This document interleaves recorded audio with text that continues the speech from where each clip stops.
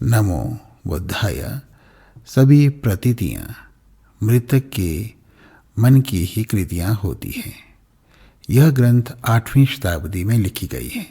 उस समय की सामाजिक मान्यताएं और संस्कार मृत्यु के बाद वे दृश्य दिखते हैं। शस्त्र, अस्त्र, परिधान और भयानक दृश्य की कल्पना सब 8वीं शताब्दी की है।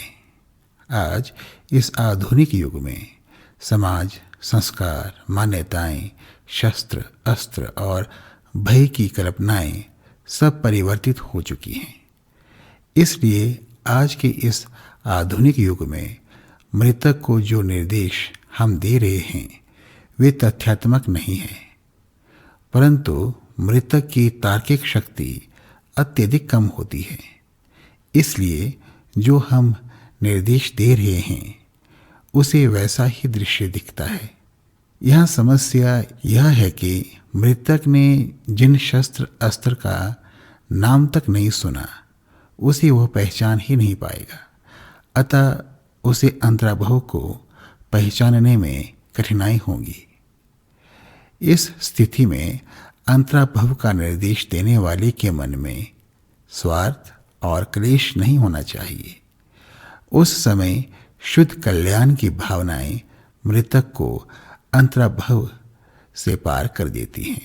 इन निर्देशों में हेरुक एक रौद्र काय रूप है जिसे भूटी भाषा में ठाकथुम कहा जाता है, जिसका अर्थ होता है खून पीने वाला, रक्त पीने वाला। पुनः मृतक को उसके नाम से 3 बार संबोधित करके यह कहें, हे कुलपुत्र, अविचलित होकर सुनो। तुम पूर्व में शांत अंतराभाव के उदय से परिचित नहीं हुए, इसलिए अब तुम यहाँ भटक रहे हो। आज 8वां दिन है। हेरुक रौद्र देवगण उदय होंगे, अविचलित होकर सुनो।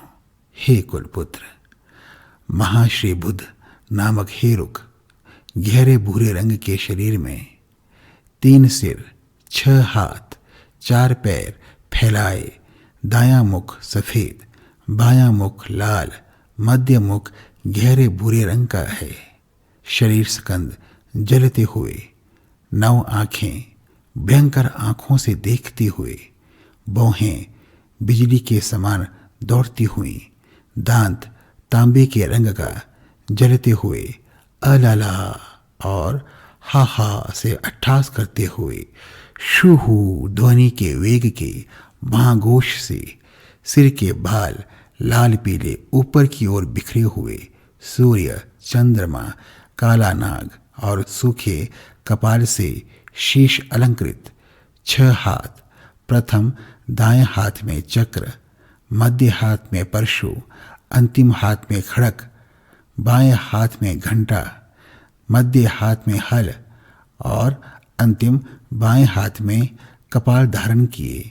माता बुद्ध क्रोधीश्वरी उनकी काय से लिपटी हुई, दाएं गले से आलिंगित, बाएं हाथ से शंख से रक्त मुंह में देती हुई, उनकी तालू से ध्वनि गर्जन आंधी और आकाश की बिजली के गर्जन के समान है।